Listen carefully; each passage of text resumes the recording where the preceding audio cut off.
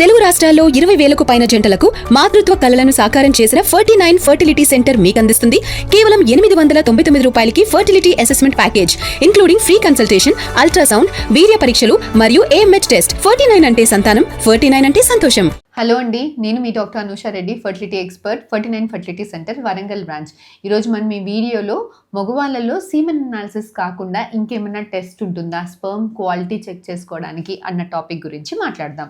Yes అండి, semen analysis is a basic test. ఇందులో semen అనాలిసిస్లో స్పర్మ్ కౌంట్ ఎంత ఉంది, కదలికలు ఎంత ఉంది, బయట నుంచి చూడటానికి స్పర్మ్ షేప్ ఎలా ఉంది అన్నది మాత్రమే చూస్తాం. కానీ ఇలాంటి స్పర్మ్ తోటి ప్రెగ్నెన్సీ వస్తుందా లేదా, లోపల జీన్స్ ఎలా ఉంది, జెనెటిక్ మెటీరియల్ ఫ్రాగ్మెంట్ అవుతుందా లేదా అన్న టెస్ట్ మనం నార్మల్ సీమెన్ అనాలిసిస్లో చేయట్లేదు. సో చాలామంది మగవాళ్ళకి స్పర్మ్ కౌంట్ కదలికలు బాగానే ఉన్నా కూడా అలాంటి స్పర్మ్ తోటి ప్రెగ్నెన్సీ రావడానికి కాస్తంత ఇబ్బంది ఉంటుంది.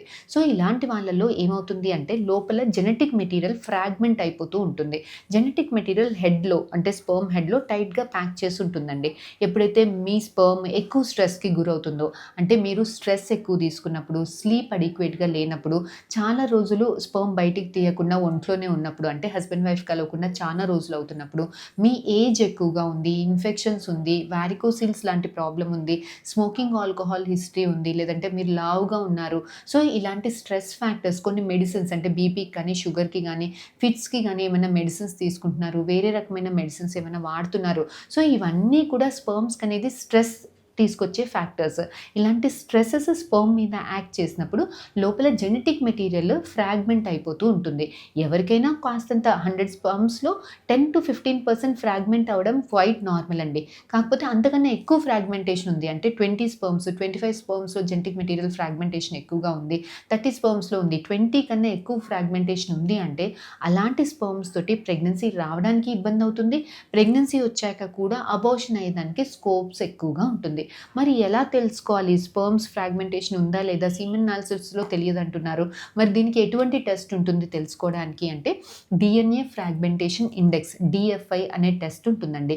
ఇది స్పర్మ్ మీద యాక్ట్ చేసే టెస్ట్. దీనికి మనకి యూజువల్గా సీమెన్ అనాలిసిస్లో గ్యాప్ 2 to 7 days పెట్టుకోవాలి అని చెప్తాం. కానీ మీరు DNA ఫ్రాగ్మెంటేషన్ ఇండెక్స్కి ఇచ్చేటప్పుడు మీకు హస్బెండ్ వైఫ్ కలవకుండా గ్యాప్ అనేది ఓన్లీ 48 hours మాత్రమే ఉండాలి. అంతకన్నా ఎక్కువగా ఉంటే కూడా రిజల్ట్ అనేది కరెక్ట్గా రాదు. సో 48 hours గ్యాప్ పెట్టుకొని సీమెన్కి టెస్టింగ్కి ఇచ్చినప్పుడు దాన్ని DNA ఫ్రాగ్మెంటేషన్ ఇండెక్స్ అనే టెస్ట్కి పంపిస్తాము. అందులో మీ DNA 100 స్పర్మ్స్లో ఎన్ని స్పర్మ్స్ జెనెటిక్ మెటీరియల్ ఫ్రాగ్మెంటేషన్ ఉంది అన్న రిపోర్ట్ వస్తుంది.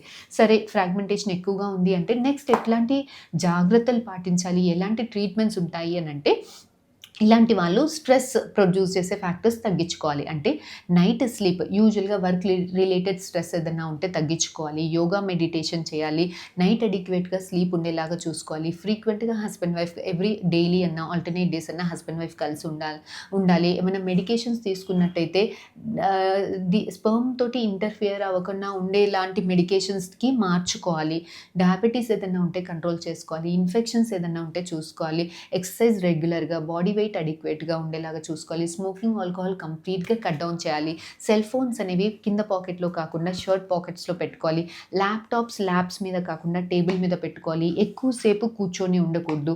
ఒక హాఫ్ అన్ అవర్ కూర్చున్నారంటే ఒక 5-10 minutes అలా నడుచుకుంటూ రావాలి. ఎక్కువసేపు కూర్చున్నప్పుడు కూడా స్క్రోటంలో టెంపరేచర్ ఎక్కువగా అయినప్పుడు కూడా మనకి జెనెటిక్ మెటీరియల్ ఫ్రాగ్మెంటేషన్ ఎక్కువగా అవ్వడం గమనిస్తున్నామండి.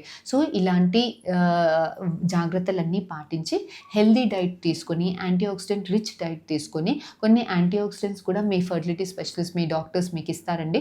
సో ఇలాంటి మెడికేషన్స్ వాడుకుంటూ మీరు DNA ఫ్రాగ్మెంటేషన్ ఇండెక్స్ ఎక్కువగా ఉన్న మీ ఓన్ స్పర్మ్స్ తోటి చాలా ఈజీగా ప్రెగ్నెన్సీ తెప్పించుకునేదానికి చాలా టెక్నిక్స్ ఉన్నాయండి. సో ఈ టాపిక్ గురించి ఫర్దర్గా మీకు ఇంకేమన్నా డౌట్స్ ఉంటే please do comment in the comment session are please do approach us. We will definitely get back to you. Thank you అండి.